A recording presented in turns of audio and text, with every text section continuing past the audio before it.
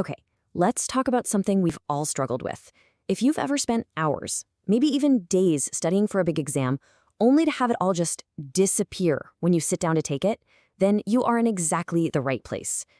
Over the next few minutes, we're going to dig into a super simple but incredibly powerful technique that will help you stop forgetting and start actually remembering. I mean, we've all been there, right? You're cramming, you're highlighting, you feel pretty confident, and then, boom, nothing. Your mind just goes completely blank. It is so frustrating, and it happens to absolutely everyone. But what if I told you there's a real scientific reason for this? Well, you can thank this guy, Ebbinghaus, and his forgetting curve. And this isn't just some vague idea. It's a map of how our brains are wired. It shows that within just 1 hour of learning something new, we can forget almost half of it. Isn't that wild? So if you're struggling to remember, listen, it's not you, it's not a personal failure, it's just biology. So how in the world do we fight back against this natural brain drain? Well, the very first step is to ditch the one study habit that, let's be honest, almost all of us lean on, the one that's actually working against us. Just rereading our notes over and over again. Here's the problem with rereading. It is so deceptive. It creates this cozy illusion that you've got it all down. As you scan the page, the material gets more and more familiar, and your brain starts to mistake that comfortable feeling of recognition for actual recall. But they are not the same thing at all. And that's exactly why rereading fails us right when we need it most. And that really gets to the heart of the issue. You see, rereading is passive. It's comfortable, it's easy, and it doesn't take much effort. But that's precisely why it's so ineffective. Real, durable learning requires you to be active. It's got to be mentally challenging. That's the only way to build strong, lasting memories. So the real question is, how do we switch from being passive students to active ones? The answer, my friends, lies in a game-changing concept called active recall. This is the secret weapon for effective, active studying. And I promise you, it's going to completely change the way you learn. Active recall is actually super simple. Instead of just letting information wash over you, you have to actively pull it out of your own brain. Think about it like this. Rereading is like watching someone else lift weights at the gym. Sure, you see how it's done. But active recall, that's you grabbing the weights and doing the reps yourself. It's the effort of pulling that information out that actually builds your memory muscle. And hey, that isn't just a cute analogy. It's straight up neuroscience.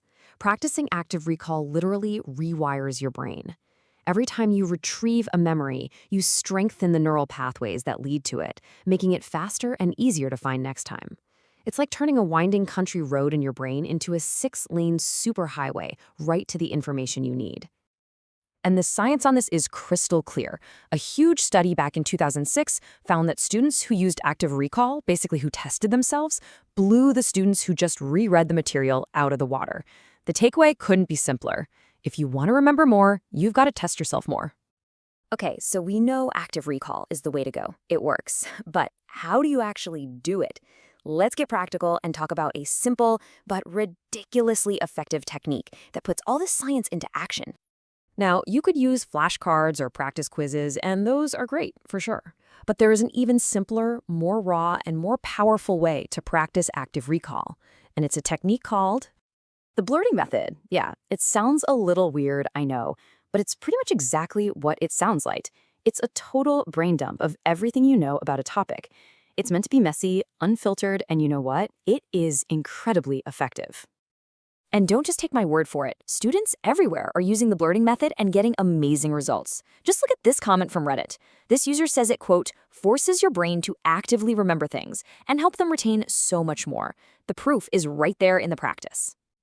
All right, you ready to try it? It's super easy. Here's a simple step-by-step guide to using the blurting method in your very next study session.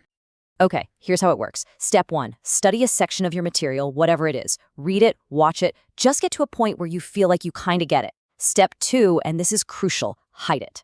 Close the book, put your notes away. No peeking. Step 3, blurt. Grab a blank page and just write down everything, and I mean everything you can remember. Don't worry about spelling or grammar or making it pretty. Just get it all out. Then, step 4, you compare. Check your blurt sheet against your original notes. And finally, step 5, correct your mistakes but do it in a different color. This is awesome because it creates a visual map of your knowledge gaps. Then you just repeat the process until you can recall everything.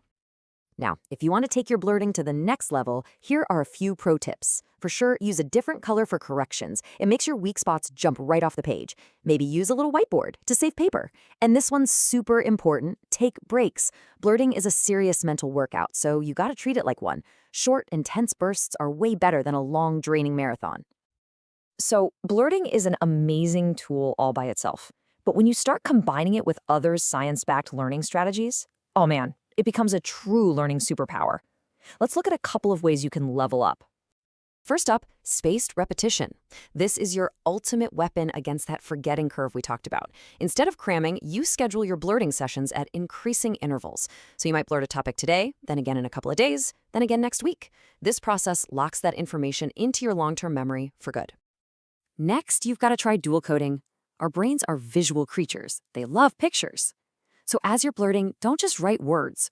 Draw little diagrams, sketch out concepts, make a silly mind map. When you do this, you create two different pathways to the same information. One verbal, one visual, making it way more memorable and so much easier to recall later. So when you boil it all down, the takeaway is really simple. Learning is not a spectator sport. You gotta get in the game. Rereading might feel productive because it's easy, but it's just not effective. The real magic, the true, lasting learning, happens when you challenge your brain to work for it, to actively retrieve what it already knows. So, the next time you sit down to study, I want you to remember this. You have the power to fight that forgetting curve. You can stop forgetting and start really remembering. So, are you ready to close the book, put away that highlighter, and unlock your true learning potential?